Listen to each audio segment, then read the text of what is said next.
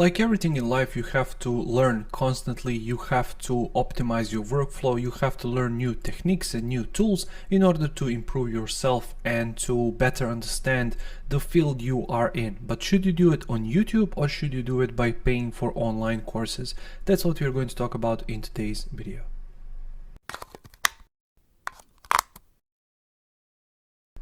Hey designer, Alex here, welcome to the channel, and in today's video we're going to talk about where should you learn how to design on YouTube or via online courses. But before we get started, make sure to check out my membership. Link is going to be down in the description below. Membership contains all of my courses, digital design products, private access to the Facebook group, practice files for my YouTube videos and much more. So if you're interested in content like that, make sure to check it out. Once again, link is going to be down in the description below.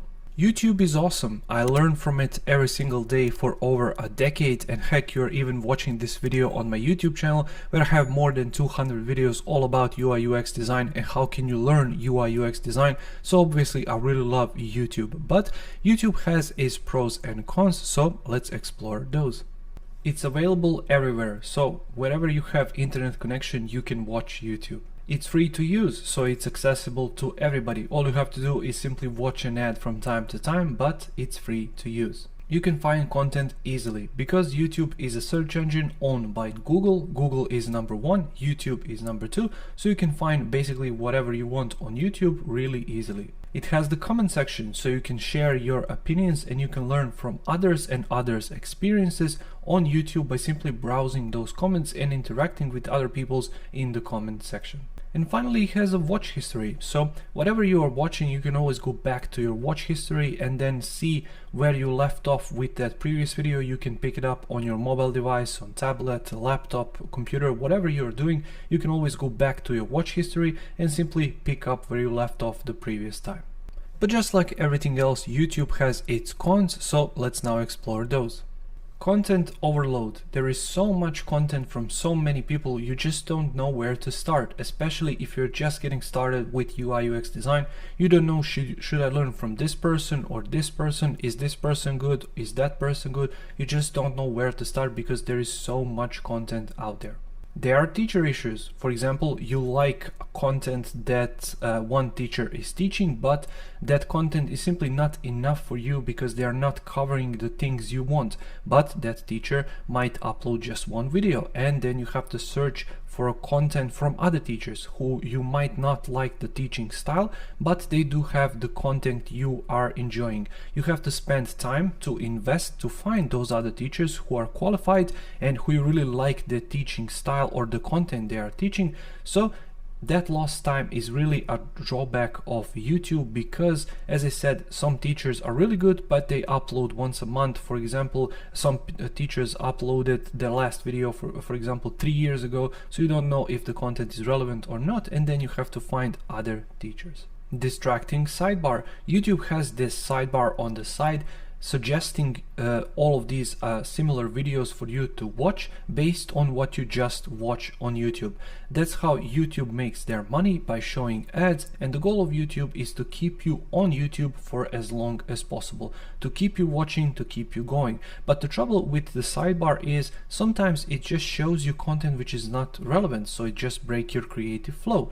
For example, you're learning something about, let's say, Adobe XD, and then it just shows you some fun video on the side in the sidebar. You click on it and then it breaks your creative flow. That's one drawback on YouTube, but that's the key thing. They are making money by having you longer on the platform and by watching more and more videos of the same type.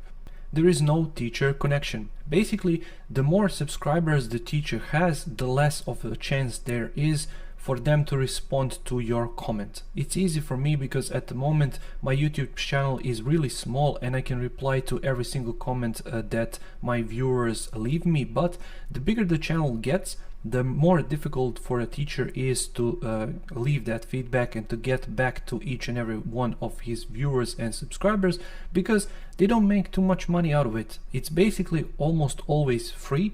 You do this because you love it, you want to help other people, but you cannot help other people all the time in the comment sections of free videos on YouTube, because you have to make your money elsewhere. You have to live somehow, and YouTube is really not that great for earning money for all of the content creators out there. And majority of students don't really understand that. They really think that because they are watching on YouTube, they have the right to know something, so they leave the comment and they expect to get a response, when in reality, the more subscribers, the more viewers, the more comments there is, it's much more difficult for teachers to respond to all of those comments and to get back to all of those viewers and students. And finally, it's not action based. Most of the things on YouTube come with some sort of practice file. You can download that practice file, you can follow along that YouTube tutorial, but how do you know if you did a good job? Because there is nobody out there to help you, to guide you, to explain to you, did you do a good job or not? Because you simply watch that video, and based on that video and that practice file, you have to conclude, did you do a good job or not? So that's one major drawback for learning things on YouTube, is there is no feedback on the other side. There is just you in front of your computer learning all of these things, practicing, but you don't know if you're good or not. Courses, on the other hand, are designed in the first place to help you learn, to help you grow, and to help you understand and perfect what you just learned, but they are not without their flaws. So now let's explore pros and cons of online courses. They are outcome driven. So basically what you are paying is what you are getting. And the outcome of these courses is usually, for example, helping you to find a job, or helping you to learn a new tip or technique or something like that. And because they are outcome driven, chances are, if the course is good, that you are going to end that course with that technique learned and applied, hopefully. And some courses even allow you to get a job or internship position or something like that. So they are really outcome driven because they really truly want to help you understand or achieve that goal. And that's why online courses are made in the first place, to help you understand and learn something and then apply it. So they are action based. They are practice based. So basically, just like YouTube, you get all of these practice files, but in majority of courses, and in my courses as well, you get access to something like a private chat, Discord server, Facebook group, and then you can share your work with other students and with that teacher, and you can get proper feedback. You can then understand what you did right, what you did wrong. If you're stuck somewhere, you're guaranteed pretty much that you're going to get some feedback, either from the teacher themselves or from other students in that group. You get a teacher relationship. So basically what this means is you can ask that teacher specific questions which are important to you. You have to understand something which is really your problem, and then the teacher is going to come back to you with a response to your particular problem, because not every designer out there has same problems. So based on your needs and your criteria, that teacher is going to respond to your problem that just you have, and they're going to solve it hopefully and help you progress and help you move forward with your design career. They are community based. So basically, as I mentioned previously, you get access to something like a Facebook group or Discord server, and then you can share your ideas and struggles with other people from that group. You can build relationships, and hopefully someday when somebody has work that needs to be completed, they need help, you can then jump inside and help them, and then build the relationship that way. Also, you can share tips, techniques, resources with each other, and simply build this community of people who are interested in the same things you are, and that way you're going to learn much faster, you're going to grow much faster as a designer by simply joining that community and being and building upon that community of like-minded people. And finally, and most important thing of all, your learning style. You can find teachers who are teaching in the same style that you really like and that you really enjoy learning in, and you're going to develop and grow much quicker as a designer, because you're going to find teachers who, for example, like to use Adobe XD like myself. And if you like to use Adobe XD and then in the same style as me, for example, chances are you're going to learn much faster because you really enjoyed that software and that style. So chances are you're going to learn much faster and apply that knowledge much faster to get to that job much faster. But just like YouTube and everything else in life, there are pros and cons to everything. So let's now explore cons of online courses. They are not free. So basically you will have to pay for that knowledge because those teachers spend years, sometimes decades, learning and accumulating that knowledge, so they're not just going to simply share it away for free. So you have to pay for a good course. Sometimes they are in a region of, for example, $20 to $30, $50, and some courses go for a few $1,000s even. So depending on where you are in your career, what you want to achieve, what you want to learn, you're going to invest that amount of money in these online courses. They are on a different platform. So for example, I am using Teachable. Other people like to use Kajabi, for example. So you will have to learn that platform. You will have to understand it. It's usually extremely simple. Basically, you just watch video and then click the button to go to the next video, access the comment section, access the practice files and stuff like that. You can easily download them, but that's a bit of a learning curve, especially if you're just learning on YouTube, you never try something else, then you're all of a sudden on this other website trying to learn how to access it and how to work your way around it. So for some people it's a bit of a learning curve, nothing too major, but a thing to consider nonetheless.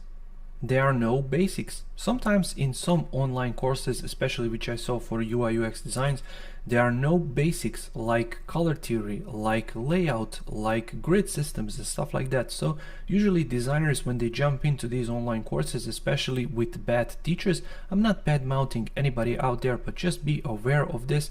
If you don't know these basics, if you don't have the means of design, if you don't know how to structure your designs, if you don't know all of these basics, perhaps before you invest in online course, maybe you should learn these basics if the course doesn't contain them. For example, in my membership, and I'm building upon this month after month, I'm adding these basics as different online courses, so there is something for everybody. If you don't know how to work with color, there is a course for it. If you don't know how to work with layout, there is a course for it. If you don't know how to work with grids or mood boards or paper wireframes, there is a course for it. So you can simply learn these basics and then you can jump into some other courses, or if you're in my membership, as part of the membership, you get access to all of the courses. So if you struggle with basics, I will urge you to learn the basics because it's going to be much easier for you to understand all of these more complex methods, like for example layouts and stuff like that, when you know the basics than if you don't.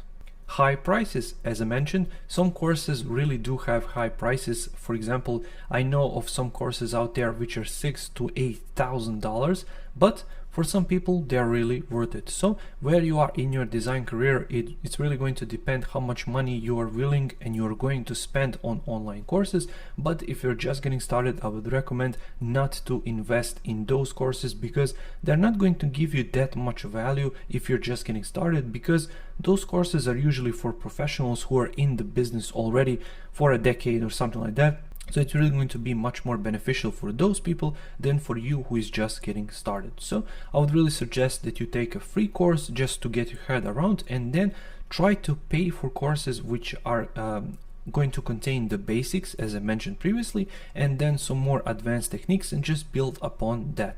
This is a learning process. It's going to take you years to fully evolve as a designer, but if you're just getting started, make sure to get started with the basics and then slowly progress your way through the design and through your career per se.